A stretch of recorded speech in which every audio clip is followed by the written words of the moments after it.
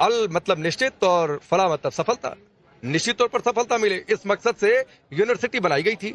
लेकिन अनुज वहां क्या अंदर खेल चल रहा है उस कोने में, कुछ वहां पर ऐसे मुट्ठी भर लोग हैं जो आतंक की दुनिया में कामयाबी चाह रहे।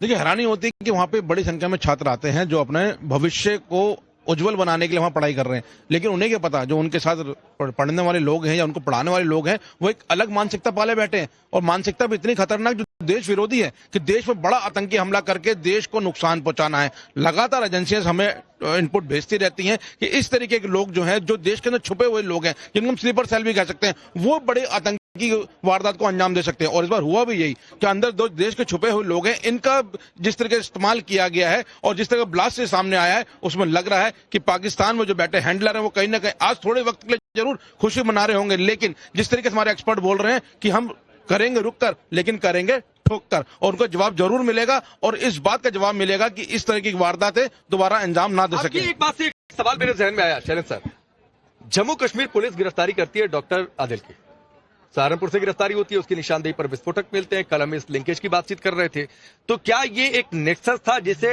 बस किया जा रहा था, उस बस किए जाने में ये सब कुछ हुआ? मेरा अपना आकलन है, इस तरह का नेक्सस अब आप ढूंढना शुरू करिए पूरे कंट्री में। यस। अब ये जेएनके का मामला नहीं है, ये कश्मीरी का मामला नहीं है, ये पूरे के पूरे देश को कवर कर सकता है। एक बात। दूसरी बात, कोई व्हाइट कॉलर नहीं है, कोई ब्लू कॉलर नहीं है, कोई ब्लू चिप नहीं है, कोई भी इन्वॉल्व हो सकता है। सबसे बड़ी बात यह, उससे भी बड़ी बात हम बात कर रहे हैं ना अल फलाह यूनिवर्सिटी, जिसका प्रोफेसर इस तरह की मानसिकता रखता हो, वो बड़े आसानी से ढूंढ पाएगा अपने बच्चों के अंदर कि किस किस में कौन कौन सी कमजोरी है। ये जो रेजिडेंट डॉक्टर है, रेजिडेंट डॉक्टर का पूरा फ्यूचर मेन डॉक्टर के हाथ में है कि वो उसको कहां जाने देगा। पढ़ते समय भी अब हमको ढूंढना पड़ेगा इंजीनियरिंग कॉलेजेस में, हमें ढूंढना पड़ेगा हर वो शिक्षा का जो संस्थान है। मैंने इसीलिए बोला कृपया कर इन सारे के सारे मदरसों को पकड़िए, क्योंकि ये जो 5 साल के बच्चों को अंदर जो बीज बोते हैं वो 25 साल पर जाकर उगता है। आप जिस बात का जिक्र कर रहे हो उसमें आपने एक टर्मिनोलॉजी यूज की, व्हाइट कॉलर टेररिज्म। मैं इसके बारे में बताता हूं। दरअसल इसकी शुरुआत अनंतनाग के सरकारी मेडिकल कॉलेज से हुई थी, जहां ये माना जा रहा था कि आतंकी संगठन जैश ए मोहम्मद इन डॉक्टर्स का ब्रेन वॉश करता है। और जो बात निकलकर सामने आ रही इन्फॉर्मेशन के तौर पर, जीएमसी श्रीनगर से डॉक्टर उमर नबी ने पढ़ाई की थी।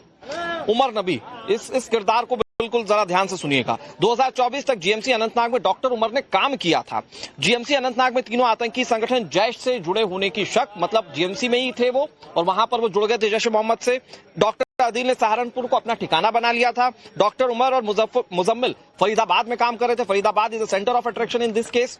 और डॉक्टर उमर अल फतेह यूनिवर्सिटी में प्रोफेसर था। और जैसा कि शैलेंद्र सर कह रहे थे कि भाई जब टीचर ही पढ़ाएगा वो ये इस बात को अच्छे से भाप जाएगा कि इसमें से कितने लोग रेडिकुलाइज हो सकते हैं। और ये उसके लिए आसान होगा, और वो उसने किया भी शायद, इसीलिए उसकी एक बड़ी टीम हो सकता है कि अल फलाह यूनिवर्सिटी में हो, जिसकी जांच करना बहुत जरूरी है।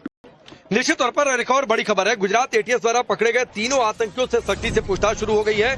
तीनों आतंकियों के तार जुड़े हैं या नहीं दिल्ली में हुए धमाके से, इसकी भी जांच चल रही है। हैदराबाद का अहमद मोहिद्दीन सैयद, जो कि पेशे से एमबीबीएस डॉक्टर है, राजधानी हमले की साजिश में था। शामली का आजाद सुलेमान शेख, जो कि 1 हफ्ते कश्मीर में रह चुका है, 1 हफ्ते में जम्मू कश्मीर की रेकी कर पाकिस्तानी हैंडलर को तस्वीरें और वीडियो भेजी थी। लखीमपुर खेरी के सुहेल मोहम्मद खान ने लखनऊ आरएसएस दफ्तर समेत अन्य ठिकानों पर रेकी की थी। पश्चिमी उत्तर प्रदेश के दोनों आतंकियों ने पाकिस्तान से ड्रोन के जरिए राजस्थान के हनुमानगढ़ी में पहुंचे हथियारों को गुजरात पहुंचाया था। गुजरात एटीएस ने तीनों को आमने सामने बिठाकर पूछताछ शुरू कर दी है और तार जुड़े हैं कि नहीं ये जांच की जा रही है। लेकिन शैलेंद्र सर, एक सवाल है और है, पहले एक थोड़ी प्रोपेगेट की जाती थी, प्रोपेगेट शब्द का मैं इस्तेमाल कर रहा हूँ कि साहब ये पढ़ा लिखा नहीं है, इसे बरगलाना आसान है, ये आतंकी बना दिया गया होगा। बना नहीं होगा, बना दिया गया होगा। लेकिन ये एमबीबीएस जो डॉक्टर बना बैठा है, जो प्रोफेसर बना बैठा है अल फलाह यूनिवर्सिटी में, वो तो अनपढ़ था नहीं, तो ये थ्योरी तो गई नहीं। देखिए, यही सबसे बड़ी थ्योरी है। जो जेएनके का अनपढ़ गवार आदमी आईडी बनाता था ना, वो 1 किलो 2 किलो 5 किलो की बनाता था। यहाँ 2900 किलो इकट्ठा किया गया है। बड़ा माइंड, पढ़ा लिखा माइंड बड़ी चीज करेगा। The damage will be much higher. 20 detonator, 20 timer, आप जेएनके के किसी भी आईडी एक्सपर्ट के पास चले जाइए, अगर वो 2 से ज्यादा प्रोड्यूस करके दिखा दे। हमने 10 बार पकड़ा है इस तरह के लोगों को। 1 डेटोनेटर, 1 टाइमर, 2, हमें पता चल जाता है कि इसकी औकात है 1 या 2 जगह स्ट्राइक करने की। जो पढ़ा लिखा आदमी है वो बड़ी स्ट्राइक करेगा। उसकी सोच बड़ी है और इसलिए उसको पकड़ना उतना मुश्किल होता है, क्योंकि मैंने जैसे भी बताया ना, वो जो रेडिकलाइज वाली जो बात कर रहे थे अभी हम, वो रेडिकलाइज कैसे होता है? वो रेडिकलाइज ऐसे ही होता है। चूंकि आपने ये कहा, मैं बहुत जगह पढ़ भी रहा था कि अनपढ़ आतंकी से ज्यादा खतरनाक है पढ़ा लिखा आतंकी, और वो गुजरात वाले मामले से भी हम समझ सकते हैं इस तौर पर सर कि वहां पर बायो वेपन बनाया जा रहा था और वो बहुत ज्यादा घातक था, जिसपे राइसिन जहर तैयार किया जा रहा था। 100 गुना साइनाइड से 100 गुना ज्यादा वो इफेक्टिव जहर है जो गुजरात वहां पर भी डॉक्टर नहीं, मैं इसीलिए तो बोल रहा हूँ क्योंकि उसकी जो केमिकल कॉम्पोजिशन है वो अनपढ़ वाले को नहीं पता। अनपढ़ वाले को तो साइनाइड की भी नहीं पता, उसे तो ये भी नहीं पता कि साइनाइड में लूंगा कहाँ से। उसको तो जो दे दिया वो दे दिया। ये जो डॉक्टर्स हैं ये रिसर्च फैक्ट्री हैं, ये माइंड्स हैं, और मैं इसलिए सर मैं आपको रोकता हूँ, अनुराग समय इतना ही है, लेकिन इस जो फैक्ट्री की बातचीत कर रहे हैं इसके तार कहाँ तक जुड़े हैं? यहाँ से फरीदाबाद में जहाँ पर विस्फोटक मिले, अमोनियम नाइट्रेट मिला, वहां से यहाँ तक के रूट में क्या हुआ? उमर आया, 3 घंटे पार्किंग में रहा, बहुत सारी बातें, इस रूट पर बहुत सारे सवाल मुझे है। लगता है इसको शुरू करना चाहिए अनंतनाग से और फिर उसके बाद पुलवामा से, बाकी सारी जहां से तार जुड़ रहे हैं, क्योंकि ये गाड़ी जहाँ खरीदी गई थी वहां से यहाँ तक आना, इसकी एक अपनी एक जर्नी है, कैसे आई और कैसे। लेकिन उस जर्नी में क्या क्या हुआ, उस जर्नी में क्या क्या हुआ आपको सीधे दिखाते हैं। क्लियर ये है कि पाकिस्तान से जुड़ रहे हैं आतंकियों के तार, और तार इसलिए जुड़ रहे हैं क्योंकि नवभारत आतंकी की लेडी डॉक्टर को लेकर बड़ा खुलासा है। डॉक्टर शाहीन संभाल रही थी लेडी विंग की कमान, जिसकी चर्चा हम कर रहे थे, जमात उल मोमिनात, जिसे मसूद अजहर ने खड़ा किया अपनी बहन सादिया के साथ। जिस सादिया का शौहर ऑपरेशन सिंदूर में मारा गया था भारतीय ऑपरेशन के दौरान, शाहीन के पास महिला आतंकी को भर्ती करने की कमान है। भारत में जमात उल मोमिनात की कमांडर है शाहीन। तो ये सारी बातें हैं जो पाकिस्तान से कनेक्शन को एस्टेब्लिश कर रही है, और ये जांच अनुज जैसे जैसे आगे बढ़ेगी एक ट्रेल एस्टेब्लिश होगा। बिल्कुल, और ये बात भी सामने आएगी क्योंकि जिस तरीके से महिला विंग की कमान सौंपी गई थी, खासतौर पर जो डॉक्टर शाहीन थी, और ये बात भी जांच के दौरान सामने आई है कि मसूद अजहर की बहन के संपर्क में भी डॉक्टर शाहीन थी। यानी पहली बार महिला विंग बनाया जाता है, इंडिया की कमान किसको दी जाती है? डॉक्टर शाहीन की।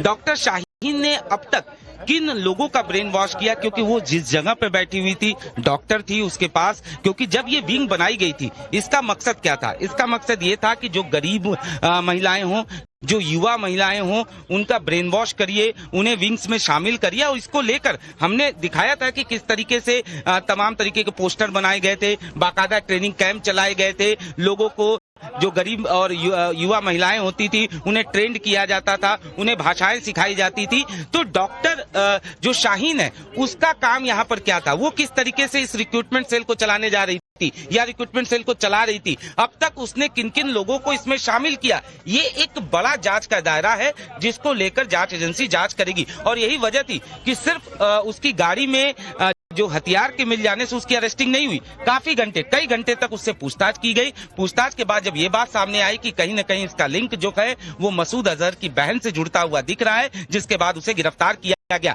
इस ब्लास्ट से उसका क्या कनेक्शन है उसको लेकर भी जांच एजेंसी जांच कर रही है। और यही वजह थी कि आज सुबह से हमने देखा कि दिल्ली पुलिस स्पेशल सेल की एक टीम जो थी वो फरीदाबाद में मौजूद थी, वो यूनिवर्सिटी में गई थी, वो उन जगहों पे गई थी जहां डॉक्टर मुजम्मिल गए थे, या ये डॉक्टर जो लेडी डॉक्टर है वो जहां थी वहां पर डॉक्टर दिल्ली पुलिस के स्पेशल सेल की टीम गई थी, और वहां से तमाम तरीके के बयान, तमाम लोगों से बातचीत, ये सब किया गया था, और निश्चित तौर पर एक सबूत जो है वो इकट्ठा किया गया था।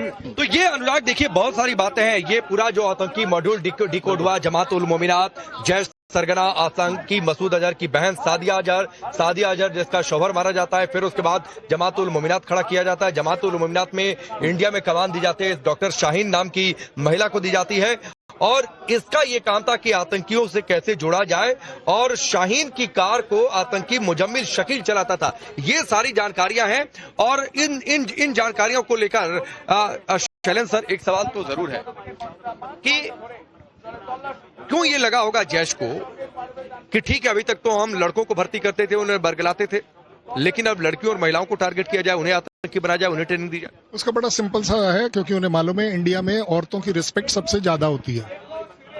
ये हमारे यहाँ स्त्री की जो रिस्पेक्ट है वो टॉप है, इसके ऊपर हम सारी चीजें कंप्रोमाइज कर जाते हैं। हमारी चेकिंग ड्रिल्स भी कंप्रोमाइज हो जाती हैं। हम जो चेकिंग जगहों पर हैं, कई बार आपने देखा होगा कि पुलिस वाले लेडीज को जाने देते हैं अगर लेडी पुलिस ना हो। हम पाकिस्तान नहीं है कि पाकिस्तान का कोई जवान किसी लेडी के सिर के बाल पकड़ के खींच सकता है। उन्हें मालूम है ये हमारा एक वीकनेस है, ये हमारे लिए औरत जो है ना ये एक भगवान का रूप है, और इसी के द्वारा मैक्सिमम डैमेज करना उनके लिए सबसे आसान है, क्योंकि जहां तक टेररिस्ट का सवाल है उसे हम ढूंढ रहे हैं। लेकिन शैलेंद्र सर, मैं इसमें एक चीज और समझना चाहूंगा। राकेश ने बहुत अच्छा सवाल पूछा, लेकिन मैं इस लिहाज से ये समझना चाहूंगा कि जुमा एक महीने का भी वक्त नहीं होगा जमातुल मोमिनात को लेकर, जिसको लेकर रिक्रूटमेंट शुरू हुई थी, लेकिन इतनी जल्दी भारत में भी, जैसा सूत्र बता रहे हैं कि शाहीन उसकी ऐड थी, इतनी जल्दी कर लेना मतलब ये कहीं ना कहीं अंदर खाने एक स्प्रेड आउट हो चुका है। इसलिए मैं आपको बोलता हूं कि जितने मदरसे हैं उन्हें टेक ओवर करिए, उनको यूपी में जैसे योगी जी ने टेक ओवर किया है करिए, क्योंकि ये जो थॉट